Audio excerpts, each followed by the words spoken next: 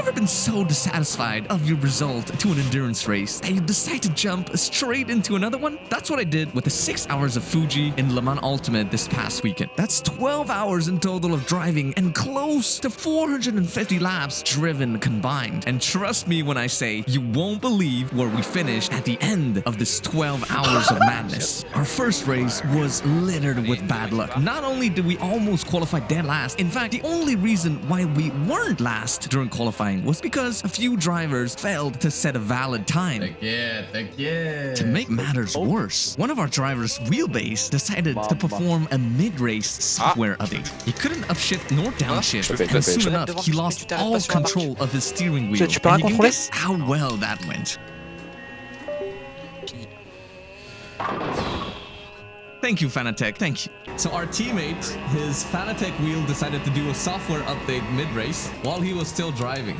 So you can imagine how well that went. So because of that, after we managed to limp our way back to the pits with half a car and serve our stop and go penalty, because yes, since he didn't have access to his steering wheel, he couldn't really engage the pit limiter, which meant we were 1 kph over the speed limit.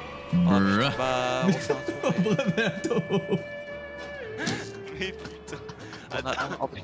This meant we finished more than several laps behind the leaders. And the only reason why we didn't finish last was because one of the cars DNF'd on track. Is this really how I'm gonna remember my first time around Fuji Speedway? No way. Instead of giving up, we readily queued up for another 6 hours right away, back to back. Ali. Ouais, on y va. The boys. And then we're gonna cook in the second race, you know? This meant while the last driver of the team finished up the first race, the other half was already busy qualifying for the second 6-hour race. What a move! Oh! Nothing, and I mean really nothing, was going to prepare me for what was going to happen in the second one. Even though we qualified P7, you would not believe if I told you right now that we would be fighting for the win by the time the checkered flag fell. Luckily for me, however, the first 6 hours wasn't just a complete waste of time. It's my turn now. My turn to cook. It was my first time in a hypercar ever. I had never driven anything of the sort before, and this was not an easy task. The car had so much power and rotation, it was nuts. Combine this to the extreme technical nature of the track, where most of the corners are blind, it makes for a very, very challenging driving experience. That's such a wide line, really? The car has a lot of rotation, but I'm just like scared to use it. To make matters worse, the majority of the race at Fuji was to be done in the wet. And the little Peugeot we drove did not have ABS, just like all of the other hypercars. This meant any prolonged lockup could result in flat spots on the tires. In case you didn't know, this causes insane performance loss in the corners, and it makes holding the wheel a pain on the straights due to the mad vibrations you would get from driving on literal square tires. Not quite to that level, but you get the point. I only had limited amounts of time to get up to grip with the behavior of the car on track. Especially with changing conditions, it was not going to be easy. I also had to learn to overtake the slower GT class while being at it. Oh my god. And that was not easy either. And I'm so sorry to all the GTs I killed unintentionally that day along the way. No, I'm sorry. Son char était trop large. Pas de ma faute. Okay, no killing him this time. And I killed quite a few. Man, that was not my fault. I didn't even touch him. Thanks. I think it's talking to me. Practice makes perfect. And the more I did it, the better I got at it. And there was plenty of rubbing going around. Where are you going, bro? But before we even knew it, it was time to go racing again for our second 6 hours of the day. I opted to let the two guys with more experience start the race off with the first stint. Oh, la la la la la la. And I'm really glad I did. What a move! Because there were quite a few terrorists on track. What the hell? It's not because you're on a Japanese track that you have to kamikaze every single corner. Quel salopard. Quel salopard. Even though we lost a few places in the opening laps from very, very aggressive and overzealous cars, we were quick to gain them all back. And before you know it, we were running in P5 again. Not bad at all. But this is where rain hit and where we pulled our first big brain move of the night. We extended our stint on the mediums, even though the track was getting wetter and wetter by the minute. By keeping a close eye on the sector times, we quickly realized the wets were not that much faster yet. Plus, the leaders had to overtake some back markers and GTs that were still struggling on slicks in wet conditions. Traffic paradise. and they were losing a lot of time in the slow sections of the track. This was perfect for us. One more. It's gonna allow us to have fresh tires, but also to extend our stint. In case you didn't know, virtual energy is something used in endurance racing to measure your total amount of energy output, be it from the internal combustion engine or from the electrical components of the engine. If you ever exceed this limit, you will receive a very heavy penalty. And this means even though you might have more fuel in the tank than virtual energy left, you cannot keep going, and you are forced to box in case your virtual energy runs out. By staying out for longer, this gives us the option and flexibility to go longer later on in the race, and especially to give us more options should track conditions evolve. But by lap 28, it was finally time for me to come in. My turn to take control of the car. And I have to say, the first 6 hours really did wonders for me. I was more confident and I felt way more comfortable around the racetrack. I had an easier time spotting the references and I had an easier time navigating around the track. But there was a little problem. I was far from being the fastest driver on track. My goal this stint was to simply limit the damage so that my teammates can fight back during theirs. And to be honest with you, I'd never felt more alive. Getting more and more bold into the braking zones, braking later and later, flirting with how much speed I could carry through the high-speed corners, and most of all, weaving through the traffic. All of this together in combination, there was something oddly calming about all of this together. And before long, I was pumping out lap after lap. I was absolutely one with the car. And this stint went by way too fast. Before you even know it, it was time to come back in for a driver swap. I was having so much fun that it went by way too fast. It was a pretty decent stint. P1 pulled about 25 seconds on me during the stint, but that was to be expected. They had the more dominant car and they were the faster driver. I just hope that I didn't lose too much time so that maybe my teammates will be able to claw their way back to the front. With that, I take my rest to come back a little later for the final stint of the race. And oh boy, was I not ready for the surprise that awaited me. It is now lap 183. We are in the final stretch of the race. But wait a minute, what position are we in again? Somehow, against all odds, we're in the net lead of the race? How? This is absolutely crazy. Turns out, while I was away, we pulled another 200 IQ move. Or dare I even say 500 IQ move. Because when the track started to dry up halfway through the race, a lot of teams opted to go for the mediums, the slicks, and that includes the leaders. But that's proven to be a costly mistake. It was way too wet and way too early for slicks. And to make matters worse, before the mediums even got the chance to work properly, it started raining again. This played directly into our hands. While everybody boxed for mediums, we stayed out and we extended the stint again. And this is when something even crazier happened. P2's car started tweaking in the pits, and then they disconnected. We managed to gain a free pit stop on all the other drivers. We have managed this to absolute perfection. Next thing you know, I'm in the seat of the Peugeot again, 10 seconds in front of P2 with nothing but miles of asphalt in front of me. My heart was pounding.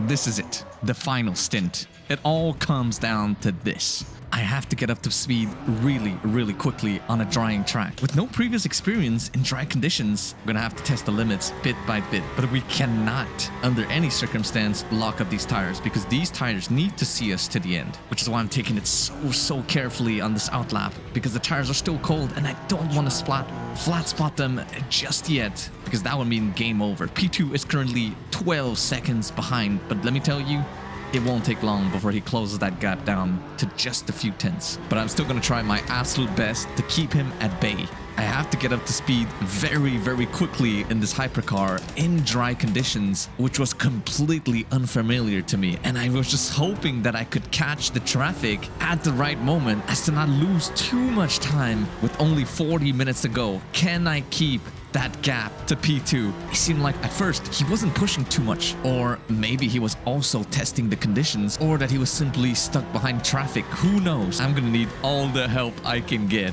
At one point, I even managed to widen that gap back up to 12 seconds, but it didn't take long before that gap started to disappear again. With less than 20 laps to go, the gap is now 9 seconds, then 7, then 6. it was gonna have to come down to the wire. We both have the same amount of virtual energy. Saving from my teammates allowed us to go for a shorter pit stop and lose a little less time in the pits. If our calculations are correct, we should be able to push flat out from here on out. But were the calculations correct? This is when we realized we might have been slightly off in our calculations. We might have been slightly under-fueled. Not gonna lie, I was getting a little stressed. Every time I'd come around the start-finish line, I would report my virtual energy levels and my fuel levels to my teammates. 17.4 essence, 16.9, 16.8 énergie virtuelle. And we have to do some lift and coasting into the heavy braking zones if we wish to make it. Mostly turn 1 and this corner right here. Lifting aggressively really early before we get to the braking zone to save some crucial fuel. But that little BM didn't look like it wanted to slow down. The gap is now 3.5 seconds with only 20 minutes to go. It's not going to be easy to hold on. I am pushing my absolute heart out, making my flashers work overtime, but it was futile. On lap 205, with less than 10 laps to go, he has caught up. Now, how wide can I make this little Peugeot hypercar? Regulations say a hypercar in the World Endurance Championship must not exceed maximum width of 2 meters. That's 79 inches for my American viewers. Time to defend like a lion. He's absolutely all over my rear view mirrors. And I'm gonna have to go a little defensive into this braking zone and focus on getting a good exit out of it. This ain't the F1 game. There's no DRS and slipstream is not really that prominent. If we can play our cards right, maybe, just maybe, we can hold them behind us while also lifting and coasting all the way to the checkered flag. Unfortunately for me though, it's very, very easy to make mistakes in high pressure situations. And into this fast left-hander, I'm gonna go a little deep, locking up the rears. And this is the opportunity that he waited for. He's closer than ever before, and he's gonna look for an opportunity here. But again, we're still ahead. And again, I'm gonna have to go a little defensive into the braking zone here, covering off the inside so he doesn't think about sending it, and then going back onto the racing line once it's clear. Let me tell you, it was absolutely nerve-wracking. Almost losing a car in this third sector, and he hits us going into this corner. A little rubbing, no harm done, but then coming into the last corner, he's gonna send it down the inside, pushing us wide at the apex, even though he wasn't alongside going into the corner. A little naughty, but whatever. It was bound to happen anyways. He was the much faster driver on track today, but since he has the lift and coast as well, I managed to hold on pretty well actually, and by staying behind, it also allows me to study the lines that he was taking, and then I can apply it to my own driving. Where does he brake? When does he turn in? It's allowed me to experiment. A wise man once said, a wise man learns more from his enemies than a fool does from his friends. And that's what I'm trying to apply here. But he still seemed extremely fast. I'm not sure if it's the BOP or the car just having less wings, but he wasn't consuming as much fuel as we were. Probably has to do with skill diff as well. And by playing my cards right, I managed to save some fuel, but also stick close, never letting him get out of that 1 second window. And I'm just hoping maybe towards the end of the race, there might be an opening. He might make a mistake, and then we can move past. In clean air, he was much faster, no doubt. But if you factor the traffic into the equation and a little bit of luck, this might just work. Jumping towards the end of lap 213 now. We're about to start our final lap of the race. It's 8 tenths to the leader. I'm trying my hardest to stay with him, but somehow he's still got more virtual energy than I do. And it's imperative that we get a good exit here onto the main straight. And now we have to do some pretty extreme lift and coasting into turn 1 because we might just not have enough. Crossing the start-finish line, lifting as early as the 300-meter board. Fuel levels and energy levels are critical. But out of turn 1, we managed to close up the gap a little bit from 9 tenths to 5 tenths now. He's also running on fumes, 4 tenths into this braking. Have a little look down the inside, but micro lockup, and we go wide, and that's not good. We're on a ticking time bomb here. There's not that many corners left. There's only about half a tank of fuel left. It's gonna have to come down to the wire. Again, into this heavy braking zone, we're gonna have to lift quite a lot. The gap is 6 tenths going into the third sector now. Can we get closer? Is there going to be another opportunity left? There's a back marker in front. Maybe we can use that to our advantage here. Maybe it's going to throw him out of his groove. The gap is now 6/10 into this corner. I know he's going to take a wide approach to it. I'm going to try to stick my nose down the inside, maybe compromise his line, but unfortunately... And this is a moment I'm not proud of. In hindsight, I should have given that position back because that win was not earned. Doesn't matter whether it's the desire to win or the accumulated tiredness in the body. I want to apologize to the BMW driver and their teammates because that simply was not right. It was a great first experience in a hypercar for me. Unfortunately, it's overshadowed by a stupid mistake, a desperate lunge on the last lap. And I'm not afraid to say it. I take responsibility. I made mistakes and I'm gonna keep making mistakes as I try to explore my limits. But you can be sure this mistake is one that I will not make ever again. And I will be better. On that note, this is Formula Kai signing off. I hope you had a wonderful time watching this. And I will see you in the next endurance race. Ciao, ciao.